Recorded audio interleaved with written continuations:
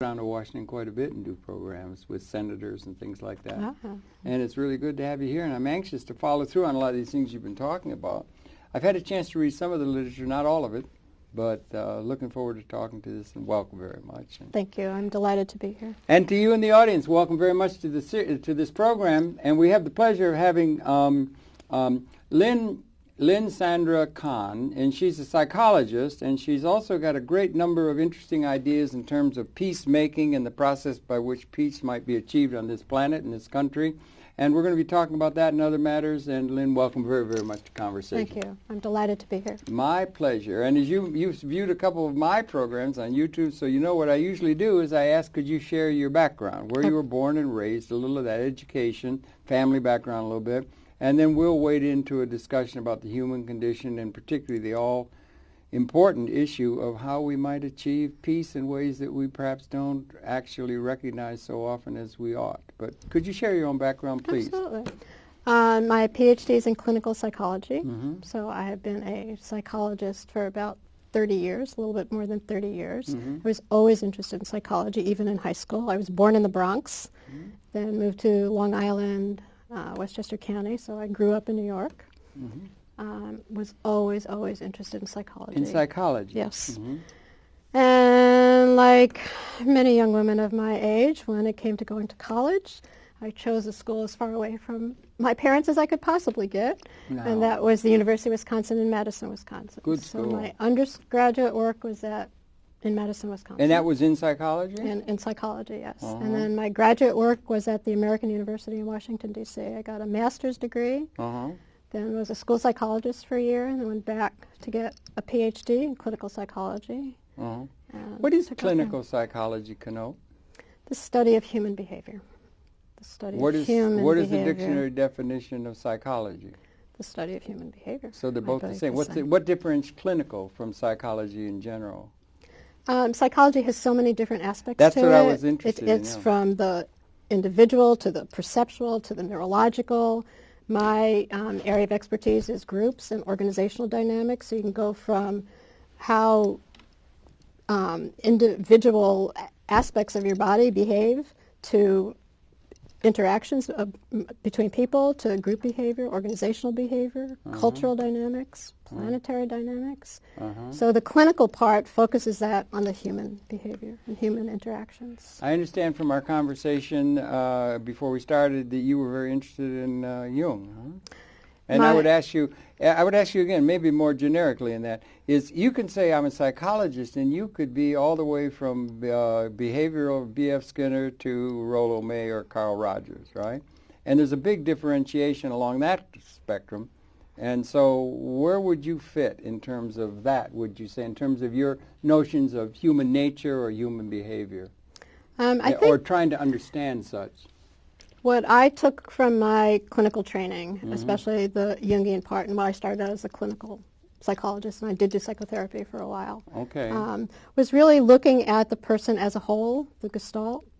So trying to as a whole, Yeah. not just to look at how you were talking to me, but thinking about, well, how do you behave with your family? What were your family dynamics? What's going on at work? So really stepping back and looking at the individual as a whole. And that on levels of awareness and levels of consciousness, it's, as opposed to maybe a more Freudian way of looking at unconscious behavior, there was this tension between powers of health and powers of destruction. And Power of health and destruction. Moving towards health or moving towards destruction. So really looking at human behavior on multiple levels of awareness and the dynamic tensions that exist within ourselves, within our interactions, and with our interactions with groups and organizations. Is there a commonly accepted definition or in a general ballpark kind of way to put down for a couple of sentences of the basic elements of what we call or is referred to as human nature? Very often if you have some idealistic thing proposed, they say, well, that's nice, but it just does not take into account human nature, which is, and then they will tell what they think human nature is. We don't come to a standard definition of what we mean by the nature of this species, Homo sapien, right? Or do we? I don't think so, and I No. think different people look at it in different ways. Uh-huh. I'm in my work, especially in my work looking at groups, and especially looking at group dynamics that applies to facilitating problem solving or conflict resolution behavior. This whole notion of dynamic tensions and where the positive and the negative kind of confront each other, and I believe the positive is stronger. I mean, I am just such The positive and negative, how would you define what you mean when you say positive and negative? If I don't mean to put you on the spot, but I'm just curious. Sure. Because if I may, we have people who are called control freaks. They like to assert power and control over people and get things organized, and other people. You have other people who are very sort of, let's just let everything go anarchistically or something like that. And they both would claim that that would be fulfilling of their basic human nature. Do you understand what I'm trying to get at? Yes. I think people come into interactions and social interactions and group behavior and group dynamics with all their personal histories and learning styles and personality styles and thinking styles and the behaviors that make them comfortable. So absolutely controlling everything will make some set of people comfortable because of their personal history. Made Mussolini comfortable. And others just don't want to either exhibit that kind of control or be the recipients of Or they that think kind of it's control. evil. They think that if you're asserting that kind of fascistic control over other people, that's an evil way or a control freak kind of way. The people who think it, you know what I'm saying? Yep. So it varies. I guess it's just very varied. There are different kinds of human behavior and different mindsets by human beings, and you can't put a dictionary definition on it, I guess. I don't think you can. Because it's so varied. And I think what accounts different for people see the same thing in very different ways. Rashomon, the famous movie Rashomon, right? Where they see the thing and they have absolute conviction that this is true, and then you got people saying this is evil, this is good, and they got these absolutist kind of things built upon their experience. Brings us to our topic of the day? Peace building and peacemaking. That's what you have put a great deal of attention on, apparently. But it's coming out of your basic grounding and interest, you said from when you were a child, in psychology and human consciousness, human nature, I guess, Trying to understand. Yeah. My parents met each other and grew up in an orphanage. Okay. As did my mom's two sisters and my father's brother and sister, and then some of their close friends. So I struggled early on. How do I understand these dynamics? How do I understand the world? And so leaving wasn't because I didn't love them or they weren't a loving family, because they were a wonderful family. It was warm and nurturing. It was warm and nurturing, and so there was a struggle, and confusing a little bit. But it was, how does the world operate? How does the world operate? And when I look back and I think, how could I possibly get to this stage in my life and want to talk about what is a strategy for global peace? What does a comprehensive strategy for global peace look like? And that's where you are now. That's where I am. And you've been there for a while? You've been in that this vineyard. book is 20 years old. Okay, the absolutely. one book is 20. We're going to show that. It's 20 years. But you've been on that course for a long time trying to understand. Understanding it and trying to do it. And I think, because I had such a sheltered childhood where history, there was no history and there was no looking outside, so everything was possible. You mean no looking outside to the broader society and so forth? Not for a long time, because I came from, my parents had this closed circle. It was a very closed circle, and there was no grandparents. There were no older people. It was it was just so. So I think when I look back on my intellectual development, because I know you asked this question, I think, how could I possibly get to where I'm talking about these things? I'm like, I think it's because nobody told me you can't figure this out. You can't. I write about and talk about how are we going to fix government? What is peacemaking? What is peace building? How are we going to understand these issues? How do we understand them not just intellectually, but in a practical, real world? What's the next step? So, let's get that's into good. But it. it is based upon certain grounding ideas of what you're talking about, the raw material, like which is human beings. I mean, and your ideas of what you're dealing with. And that's very variegated, and that's something to understand. There's a very great variety and all of that coming in, as it were. Coming in, and curiosity. I mean, just curiosity about how does this family working? How does my family work? How do the people outside? Because I didn't understand what the world was. You know, I'm an old lady. I mean, you know, we were also I was pretty sheltered as a girl growing up. You were sheltered within a family cocoon, like? Or family cocoon that did not understand how the world operated. You didn't have a Nobody told me. Oh. Nobody told my family how the world operated. Uniquely so, do you think, or you think it's general? Because usually you have a group of friends or something you grew up with, and then finally you go to a thing called a school, and you get socialized and all that kind of stuff. You went through that normal process, right? I'm just trying to understand. You know, I listened to many of your shows, and you always ask this question: how do your family dynamics influence where you are now? I think it's important. And I think it is too. And I thought for myself, how do my family dynamics influence? Where do I have the nerve to say, I have something to say about peace, about fixing government. I know how to fix government. I know what we need to do. Okay. Okay, that's fair enough. And you get to that point and everything. I don't mean to go into it, but I just think it's sort of interesting to know the basic thing. And so you got, from psychology, you got interested in this question of group dynamics, and then that translated into government and how government can be organized. You told me you were involved with the Reinventing Government efforts of Mr. Gore when you were in the government. But could you share some of that, how you got into that, how you got over to the peacemaking?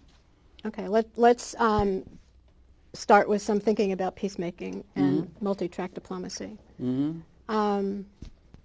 My interest in peacemaking started because I was really interested in group dynamics and really interested in the beginning in group therapy. And then kind of try to broaden that out. And where I was doing my work on peacemaking 20 and 25 years ago. Okay.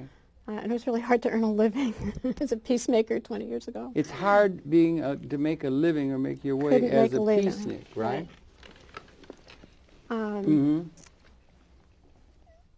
Couldn't make a living doing that, and so that's why I started going into government and took conflict resolution and management consulting skills into government.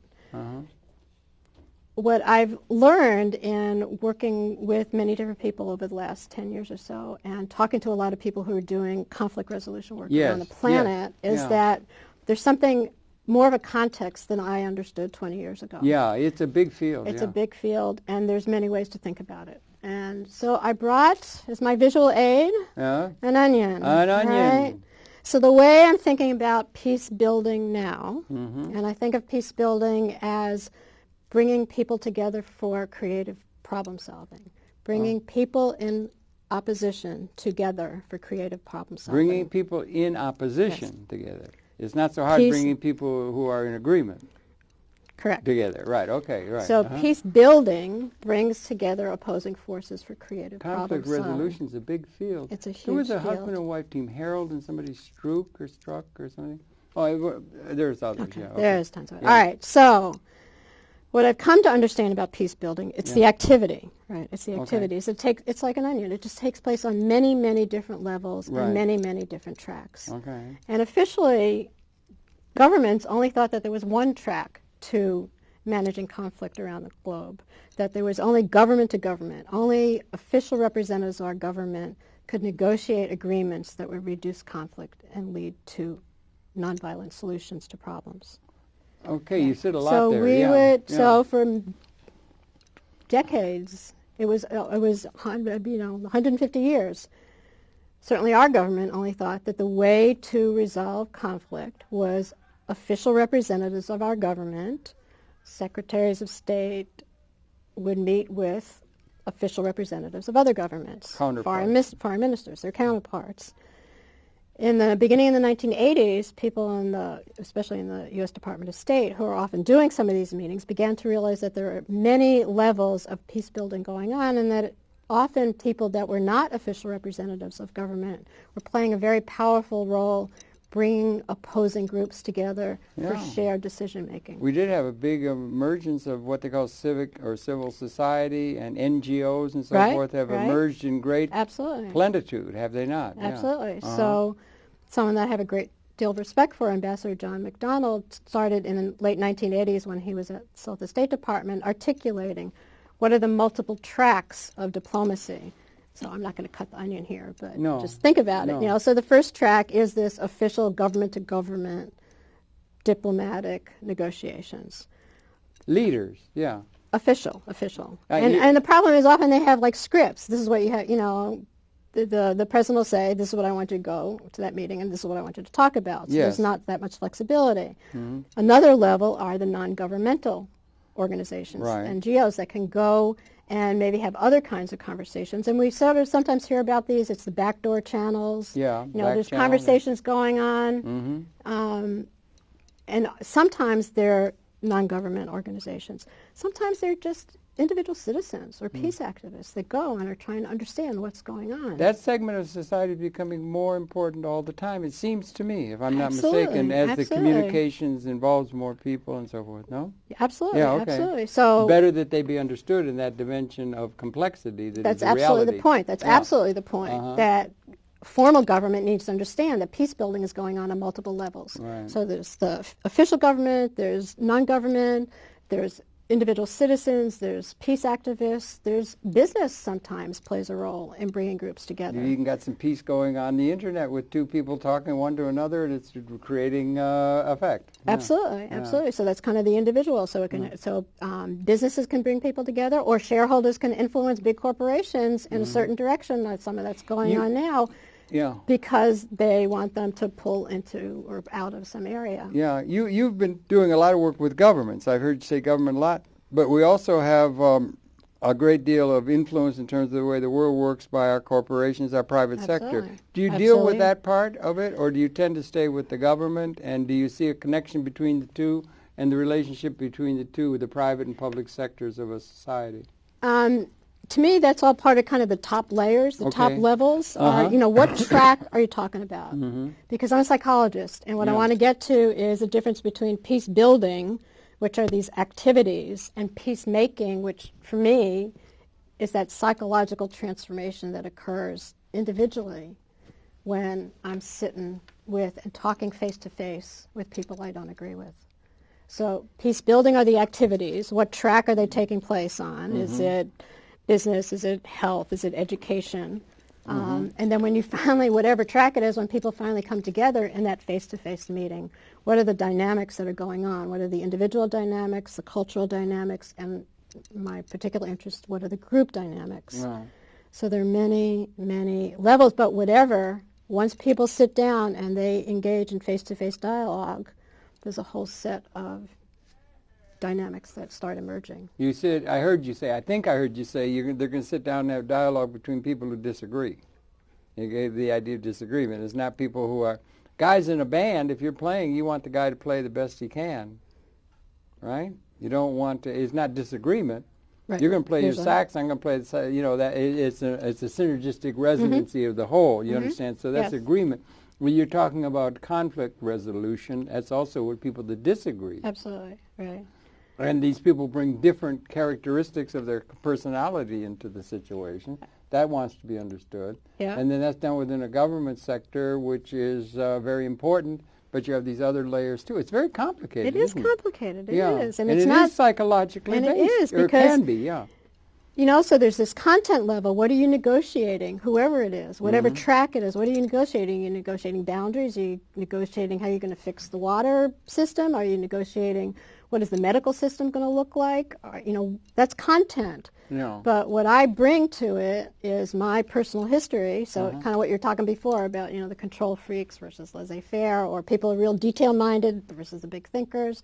So I'm bringing my personal learning and communication style. Mm-hmm.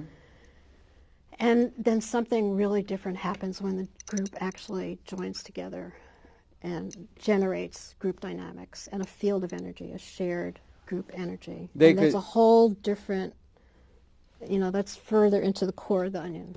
If they can get down to where they can find commonality, common ground, they would find common ground. It seems to me one of the things that's going to be very disturbing to a human personality is if you have an identity crisis, or you have a hard time being able to have your identity be something that's in a certain sense vouchsafed by what you're doing.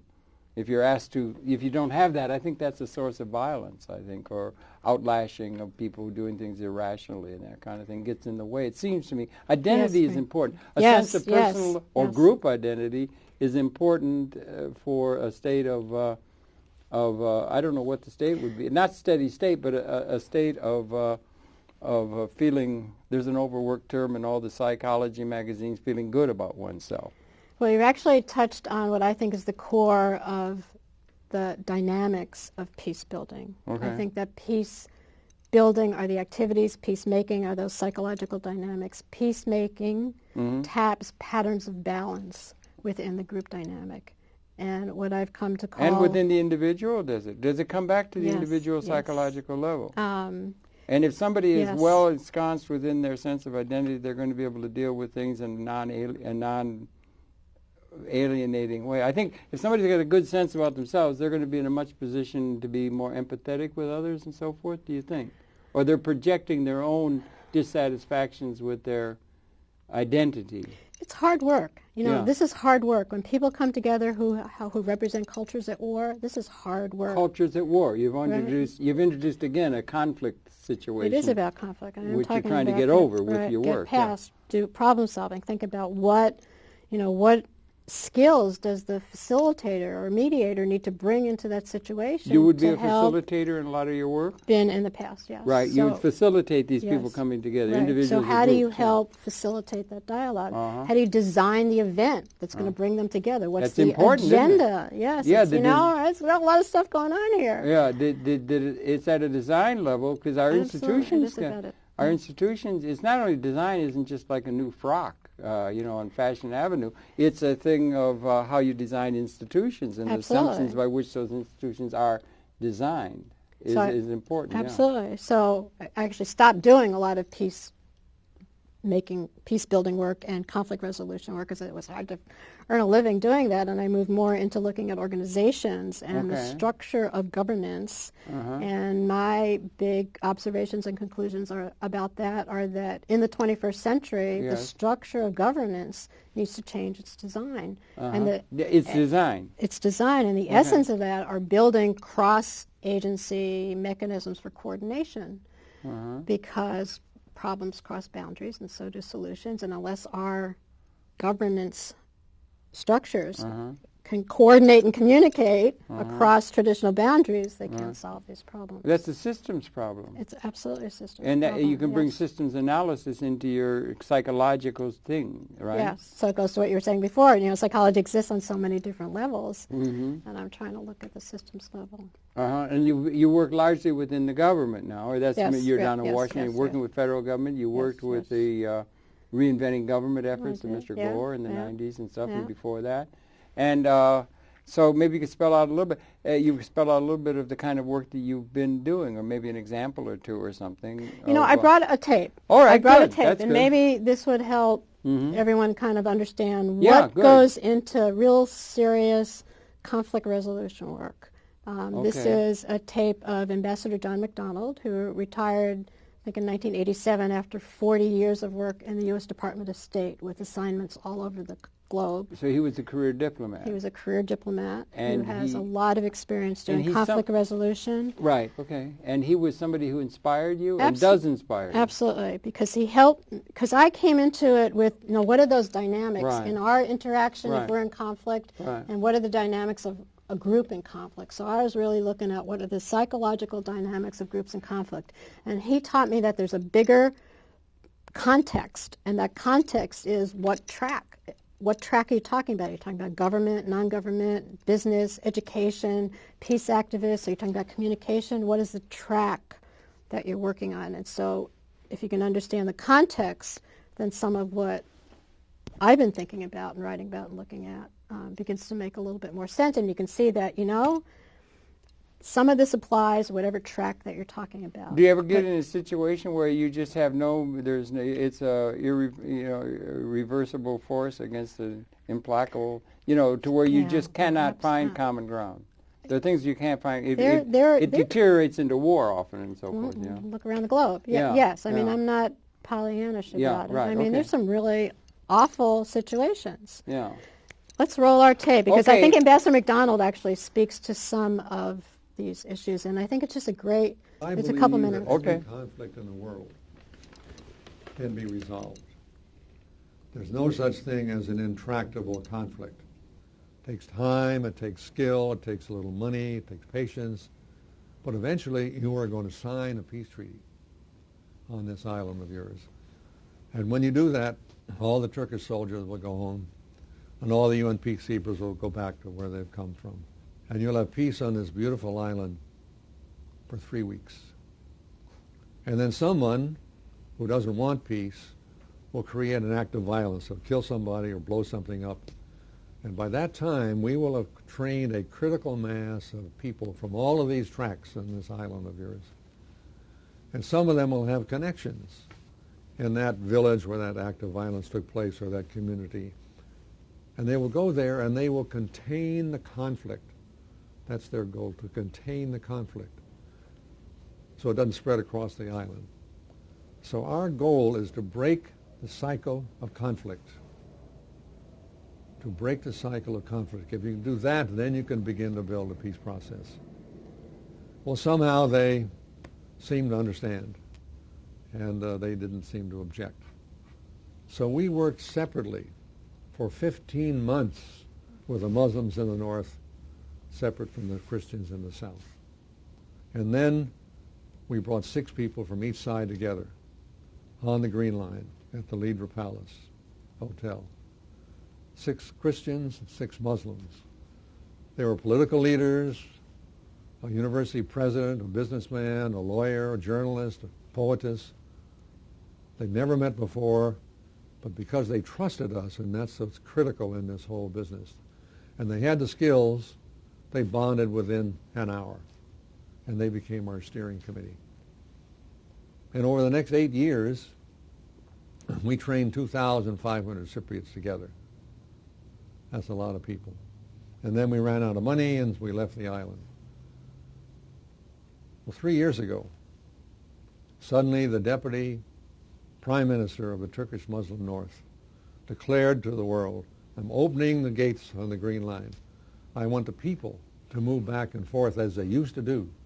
I want them to get to know the other side. I want them to visit where they used to live.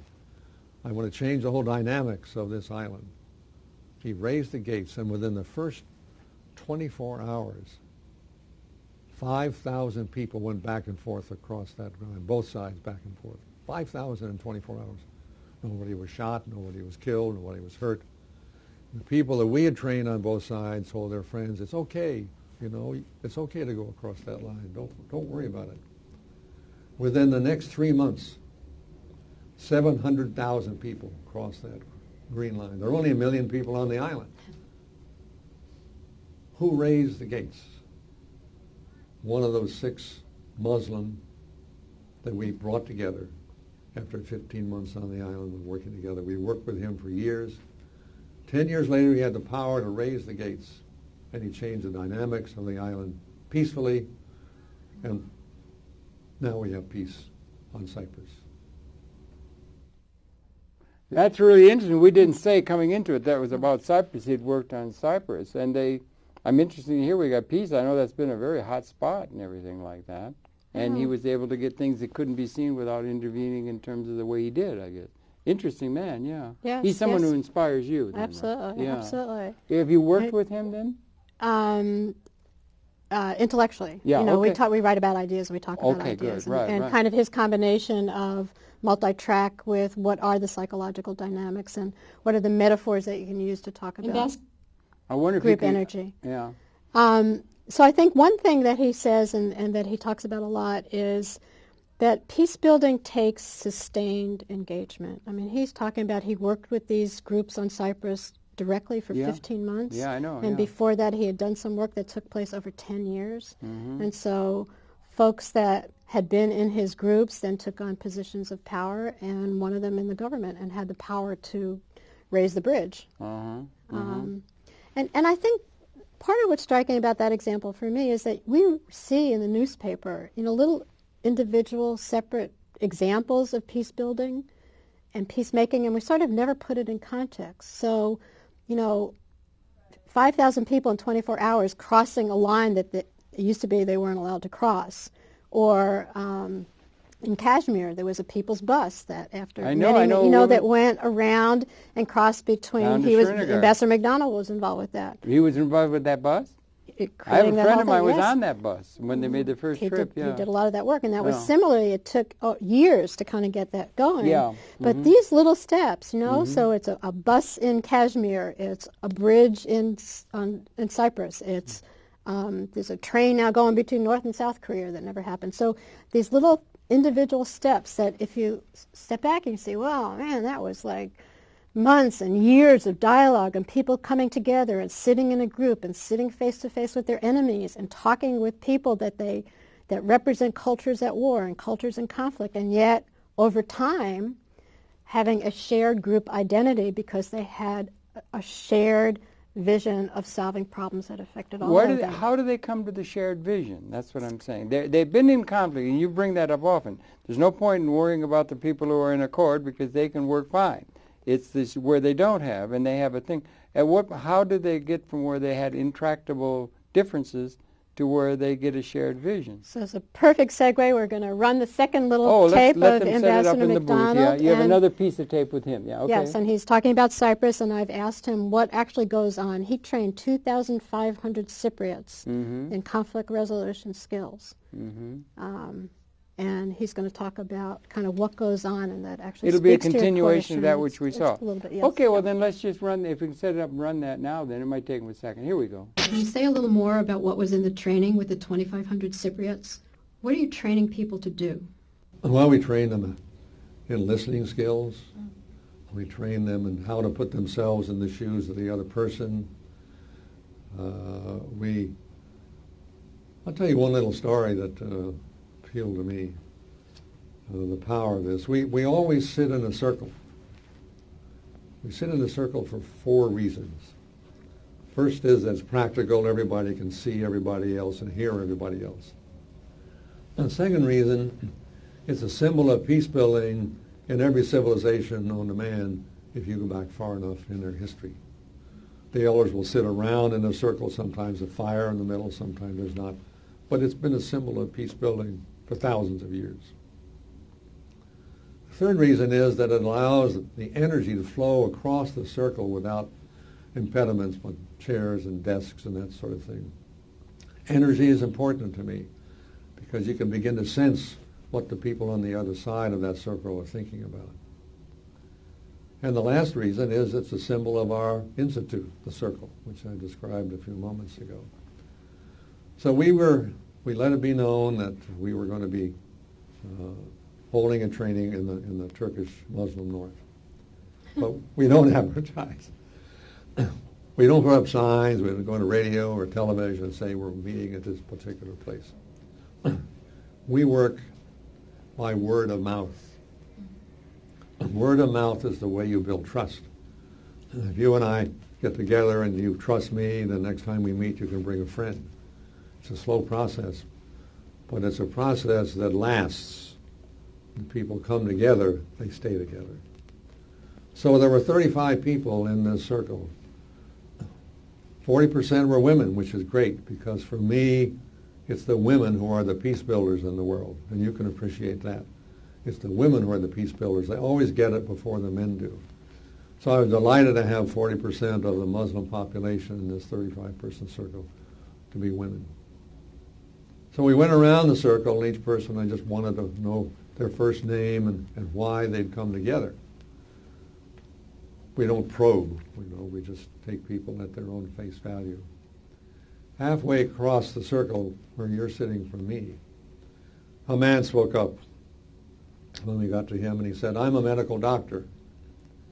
He said, "I've hated the Greek Cypriots all my life because they killed both my parents." And he said, "But I want to tell you a story about what happened to me. Because when I went on with my education, after my parents died, I became a medical doctor, got married, and I have a 10-year-old son. And the other evening, I went to kiss him goodnight and found lying in bed next to him was a long toy wooden rifle that he'd taken to bed with him. I said to my 10-year-old, "Why do you have that wooden rifle in bed with you?" And the boy said, "To kill the Greek Cypriots when they come after me."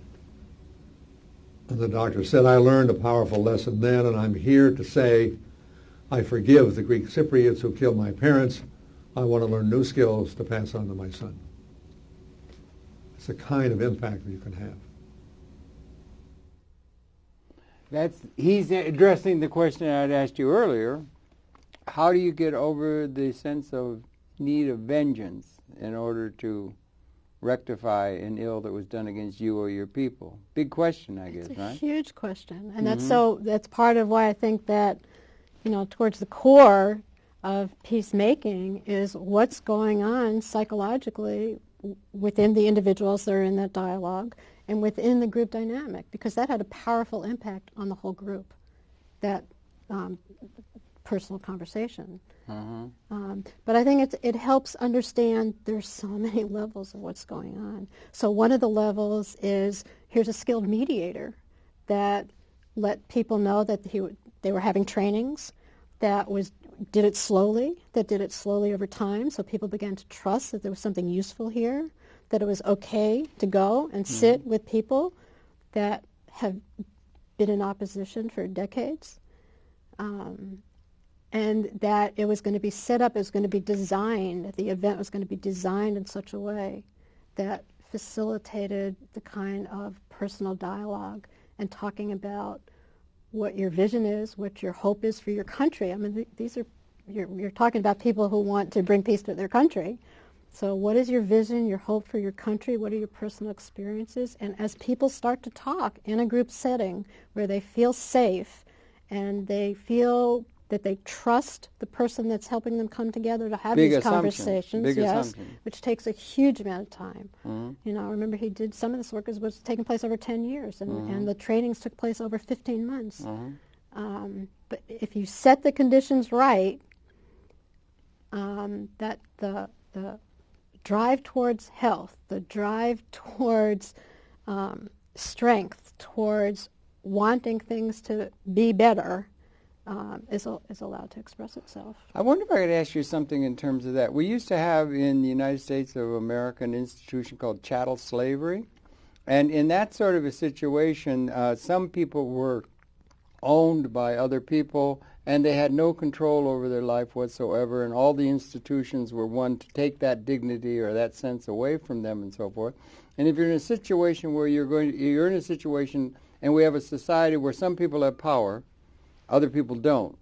And you're going to a situation, instead of it being a happy situation, somehow past that context, but one that just continues that way. It just continues. And there's no way in which you're going to say, how can I forgive them for what they did, when what they're going to do tomorrow is what they did the day before, and what they're going to do the day after that they did the day before, and the situation of injustice continues. You're not in a state of justice or one of rest against a context of oppression that is being done by one powerful group against another. And then that could be extended out into economic exploitation, other kinds of things like that. What about situations where the context where things are going is not one that has elemental justice? Let's just say it's even getting worse in terms of the historical movement of power. Let's say Hitler in 1940, or something Darfur like in 2007. Or Arsing in Iraq now, some people Right, would say, yeah. or the American Indian peoples who are just being ruthlessly decimated. And there's no way to see your way out of that. How does one take a position other than just saying, well, okay, I have no meaning, you just do whatever you want because I'm totally at your power? Do you understand what I'm saying? Yes, I do. Now, how do you deal with a situation that's not got a happy stasis where you can deal with things in a larger historical context where things are steady now and you can forgive them for the past, but the injustice still goes on? Well, the conversation is not going to take place at that level because the injustice is going to go on because there's no That's the state of the wish world to that Mr. change, Carter but- says. Mr. Carter says we live elementally, do we live in a just world, and the institutions that are there are not just or trending toward justice. Unless you assume they are, then you've got that kind of a context rather than a happy one where we can all reach a common thing where justice will be done for the oppressor as well as for the oppressed, and the oppressed can forgive the oppressor for the injustices which have been delivered down upon them. Some of that forgiveness. Do you understand what yeah, I'm saying? I do, and I have a couple things to say. Because you So think some systems. of that, That's right? systems That's what I'm going to say. Yeah. So you got to step back. I mean, Yeah. what are the layers of the onion here? So it's the balance isn't going to occur within that group where one is exploiting the other. It's just not going to happen that way. So you kind of got to step out That's what I was and have a asking. bigger point of view. And so what are the other dynamics that are coming into play, maybe regionally, maybe globally, that are going to push people towards dialogue that aren't going to get there on their own? Well, they're not going to push them toward dialogue. They're going to push them toward conflict. But I'm talking Because about the ones that are trend- going to push them towards dialogue, Right. because there are So the glass half pressures. full, glass My half glass empty. is half. No. My glass What is is it? 51% half full, because I believe, kind of what we were talking about in the beginning, that Okay. that human nature isn't just this perfectly balanced conflict of the positive and the negative, that the positive is stronger. We have a will towards life, Wait a towards minute. health. I believe within human nature the positive is stronger. Now I'm a psychologist, so that doesn't mean that there aren't really damaged people out there, or there aren't sociopaths or psychopaths, or that there aren't people who are just never going to get there, but individually, groups, cultures, the drive towards health is stronger. It may take years or decades to emerge, but it's stronger. And it's the 21st century. It's a new millennium. It's time. It's just time to do what things makes differently. This, all right, then let me bring it around, because in a certain sense you're talking time zero in a way like that. Because the thing of, I don't want to put words in Mr. Carter's mouth, but other people would say it too. Do we live in a world of justice? And he said, he came off his tongue tripping, of course not. It is an unjust world. Now the question there comes, that's a condition right now. Then the question becomes trends. Is it trending toward something elemental justice, or trending in a positive direction? And if the context there, you think things are trending in a way that it's getting better, things are getting better, there's more and more possibility for justice, when out of history we've never had justice in a large order. There's something new that makes it possible now that has never been. Is that the way you see it? Yes. I think there's something new. I think we're at history is a nightmare from which I'm attempting to awaken, had James Joyce said, Daedalus said. Well, or what is your view on that question of time zero, or the trends through time in terms of that? Are we at a stage? Changing. Is there something available to us now that has not been available to us out of history? Yes. What has changed? So one thing that's changed is mass communications. Mm-hmm. Okay. Another thing that I think that's changed is the voice of women. Another thing that I he think mentioned has that, didn't he? changed is I have an 18-year-old son, man, and he went to public high school. His school was so incredibly diverse. So our youth are so much more comfortable, many of them, not all of them, are so much more comfortable with diversity than we could ever imagine. So there are things that are changing. There are mega trends that are moving us towards the possibility of having a level of global peace that we have not experienced in our history. And one other thing. Go ahead. Ambassador McDonald talks about group energy, and I do see the group energy that emerges when people join together in face-to-face dialogue. And for a long time, I've thought it's the metaphors from quantum physics that you can use to talk about group energy. And what I see going on in that group energy is more and more that these opposing tensions that can work together, as people are joined together in dialogue, they can also move them to another level of shared creative problem solving. And if you step back, there's 2 points. If you step back and really kind of look at the really big global dynamics, there's as much driving us towards violence and war as there is driving us towards peace building and peacemaking. I didn't say peace because I think that's kind of a vision way out in the future. But there are a lot of dynamics that are driving us towards peace building and peacemaking. And another metaphor that I got out of quantum physics is, you can look through your instrument and see the particle, or you can look through your instrument and see the wave, and you can't really see them both. Mm-hmm. And in the physical universe, duality is commonplace. Mm-hmm. And what drives me nuts. Okay. Get it out. You'll feel better really, I will. Yeah. The media in general, all they focus on is war and violence, and they analyze it to the nth degree. Okay. And where is our understanding? Where are the maps of peace building around the planet? Where are the experts on peacemaking and the designers of peace talks, when do they get together and do we celebrate the knowledge that they have developed over the past 30 and 40 and 50 years? So we can look at all these awful things, and I'm not saying they're not happening, because they are happening and they're terrifying. But, you know, look in this autumn, right? Autumn of 2007, there are going to be... It's still summer hanging on 97 well, all right, degrees but man, out look there. for September, October, November. Yeah. There's going to be another level of peace talks in Darfur. There was a meeting of the rebels that hadn't signed the original last year's peace agreement in Darfur, and they just had a meeting, and they're agreeing on certain kinds of stuff. There are going to be more peace talks in Darfur. There's going to be a summit for the Mideast. We're talking to North Korea. You think we're going to solve the Israeli question? No, we're not going to solve the Israeli, because Are we going to solve the Iraqi question? You think they're going to come back, Petraeus is going to give us a solution? Everything's going to be okay now that George Bush is at the helm? I mean, what? Where do you see? I am not a Pollyanna. I'm not saying it's done. And I'm not saying it's going to be done in Hardly. September. I'm saying, can we look at the positive steps forward, not the war steps. That's one track. A military strategy is one track. Yeah. Can we look at the dialogue that's taking place? Dialogue? Are you talking Peace now? talks. There are people that are designing, Iraq? You're talking Iraq? facilitating. You're talking about Iraq? Yeah. Yes. Okay. Yes. That's yes. what Mr. Bush wants us to Well, do. Mr. Bush isn't the only one that wants us to have dialogue. You know, there are, and that's kind of speaks to your question before. If you step back, there are many countries involved. Saudi Arabia has a peace plan. Libya hosted some peace talks. I mean, there are many other countries that are trying to drive this thing towards dialogue. I'm just talking about what are the factors that are driving us towards face-to-face dialogue. What is helping this planet learn that people who are in opposition or are having violent interactions can, in fact, with the right design, the right facilitators, the right step-by-step, it is not a 30-day process. It takes years to start building those relationships and building that trust. When do we start to see and talk about how that work is actually happening? And it is happening, and it doesn't get talked about. You think and it's one more. All right, yeah. Oh, and no, that's, by all means. that's the quantum physics. You can either see the war, and then if you only look at war, you will never understand the progress towards peace. And we do not see the progress towards peace, and so it gets lost. Are you familiar with the film, what is it, What the Bleep Do We Know?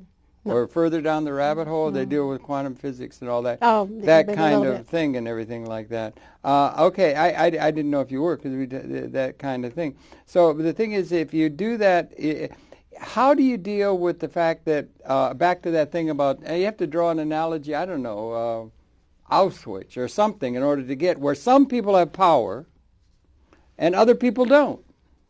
And you've got a system, and the trending is for those who have power to get more powerful, more wealthy, more control, full spectrum dominance over all the world and space, and the other people to get weaker and weaker and weaker. And how can you have dialogue when you've got such a diversity or a divergence of power and ability to have control over economic questions in the world? How can there be dialogue between a master and a slave? There can't be. Okay, and then there can't be. That's the trend in the world. Where's the well, trend? that's your trend. No, but that is that's a trend. one trend. That yeah, is a trend. It's one trend. Well, yeah, that's what we see.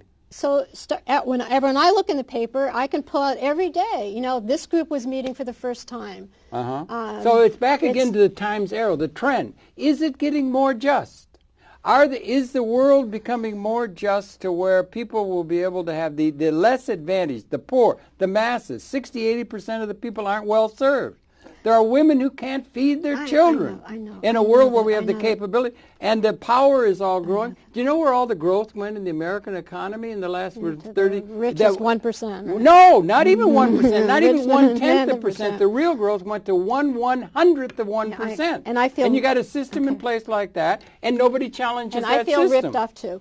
I am not saying these awful things aren't happening, and I'm not saying that there aren't. No, the trends are not toward a universal justice where everybody is being served. It's serving those who are already rich and powerful. And how can you have a situation where you can have justice in a long term, in a systems way? They're building bunker-busting atomic bombs to bomb Iran. I know. They're talking about that. I think it's terrifying, too. So what are you going to say to the people who are saying that's the only thing we can do because there's an existential threat and we have weapon systems that can wipe out the system for the first time? in the history of the evolution of technology. And they're building these, and they're building up toward that. And they don't have a system in place that brings elemental justice to the whole of the body politic of the world. Well, let's They don't wake have a up the system in planet. place. I believe in the power of face-to-face dialogue. Face-to-face dialogue between the master and the slave. No, it's not. No. Oh. No, I'm not having that dialogue. Okay. Okay, I'm not having the dialogue with the master and the slave. I'm having the dialogue with all the other farm owners, some of whom actually have made that leap, that transformation, that personal. Which transformation? To, maybe this isn't the only way to be. Well, wait a minute. So you're going to deal with Like the man who, on that video clip, the doctor who said, I hated those folks my whole life. They killed my parents. And then I saw my child going to bed with a wooden rifle ready to kill. And you know what? I had an aha. And I decided I want something different. Yeah, and I put to you that they killed your father, and then they're killing the son, and then they're killing the thing, and the injustice is growing rather than not. That's what I'm saying. You're saying it's steady state where the justice, now we can deal with history, which is a nightmare, but things are okay now. We can deal with it because we've got a deal of power between the people who have the power to oppress others and the people who don't. But the trend is away from that. That's what I'm saying. Well, I understand that's how you view the world. Yeah. And I'm telling you that I see other things going on. Good. Then you would see the world that the trend is getting better, more I think democratic that what I see and just. is, huh? It's coming together, and it's getting better. The trends are getting better, right? Do you think? As much as the negative, violent, destructive trends are getting stronger, so are the powerful peace-building, peacemaking. Maybe there's another way to do this. Trends getting stronger too. I hope you're right. I don't you? believe it. I believe it. I see it. Here's my challenge to you. Okay, not to me, but to a world. The way the world here's is my perceived. challenge. Yeah. Okay. So for the next 10 days, look in the newspaper. And start looking for what's working. What are the solutions? What's working? What peace building, peacemaking, conflict resolution, best practice? People have figured stuff out. Activities are happening. Well, you're going to get a lot of that because we got a presidential election year. We're going to be hearing that in spades about the great ideas that are out there and everything. We're going to hear that in another presidential election. I'm not interested in I'm a practitioner. I am not interested in ideas. I want to look at what is actually happening.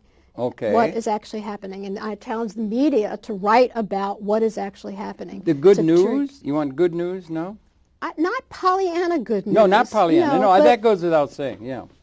What happened last week when the rebel groups in Darfur met together to start agreeing on what their let's demands? Hear that instead of all the violence. No, it's not one against the other. It's not one replacing the balance. Where's the balance? What happened? What are they coming into? There are going to be peace talks with Sudan. I mean, what did these rebel groups bringing together? What did they figure out? What have we figured out when we're starting to talk to North Korea? What have we figured out about dialogue with people that a year ago were still part of the axis of evil? What are we learning? And I got one more thing. Okay. More time? Yeah, we got about 10 minutes, or 8 minutes, 7 minutes. All right. 6 minutes. And the talk is going. Talking sound bites. Yeah, I mean, haiku poetry. We're doing good. All right, so another point. This onion, right? The tracks, the technologies how do you facilitate a group? How do you design an event? The tracks of peace building and the psychological dynamics of peacemaking are as relevant for wars out there and around the world as they are for the violence in our own country. One of the things that I had a great honor of doing a year and a half ago was working with a group of people that were trying to transform a pretty destructive system of juvenile services for court-involved youth in the District of Columbia. And this group looked at what's the best work for how we treat the kids who are caught in the juvenile justice system, who are court-involved, who have done... We filled this studio with people who are talking about children's services here, well, and the violations of human dignity. Absolutely, I totally agree that's what's going on. Care, it's disgusting. And it's all directed at one... In New York City, it's 98% blacks. Well, it's true in every big city. It's well, now what about that? Well, I have something to say. So, I saw it. I saw this group of people take on that charge and take on that mission. And they began by going, well, what's working around the country? Well, you know, there's something working in Missouri, literally. There was a program in Missouri. Yes, and that's the show me state, the show you state, show me state. There's a program in Missouri that was working. There was a whole model about youth family team meetings that builds on a strength-based approach. That was a model that was working in a couple places around the country. And so they took this model and, just one very small example, two very small examples. They took this model, they built a network of the agencies across city government that have to work together to work with, that touch these kids. They built another network of the community-based organizations that often get these kids when they get out of court, jail, or wherever. They identified the best practices around the country and they put them in place. And one of them was strength-based models. So instead of when a kid got into the court system and spent 24, 48 hours in jail and then got into juvenile services, instead of having an interview with your caseworker where the conversation is all the things that you've done wrong, the strength-based model says the conversation was with a team of people. It includes the youth. It includes whoever the youth thinks is their family, which could be anybody the youth thinks is their family. And the conversation is, what are your strengths? What do you do well that we can build thinking, on? Yes. And let's build on some of these positive models. Strength-based approach to juvenile services. And for most of these kids, it is the first time people have ever asked them to talk about their strengths because many of them have been in trouble for years. That might be a good metaphor for the human condition. Why don't we talk about some of the strengths and good practices that there are amongst us rather than dwelling upon the destructive ones? Didn't I just How say do you that like that a idea? few minutes ago? You like that idea? Yeah. I think it's good. Let's talk about peacemaking and peace building and what's working. What's working? What peace talks are working? Give me the book so people What are we let it learning? Out of print, but maybe back in print soon. No, it's still here. This is a book. I want to show the book so you can get the, because she's got a literature. We got a website we're going to put, presence. This is a book. This is the first one you put out, right? That was the first one. And what's it called again? That one, thank you. Peacemaking, a systems approach to conflict management. Okay, good. And then more recently, let's let people see this. This more recent one, results, go ahead. Results at the Edge, the 10 Rules of Government Form. So once you understand that peacemaking is possible, how are we going to fix government? Okay. So those possibilities become a reality. And build upon some of the good models that you want to bring to the front and center. And probably it should be more of that kind of thing. And I thank you very much for all your work and for coming in. Sorry I brought up all these kind of crazy ideas, but it's really good. Welcome back to New York City. You came here from here originally, and well, New York's loss was Washington's gain, but you come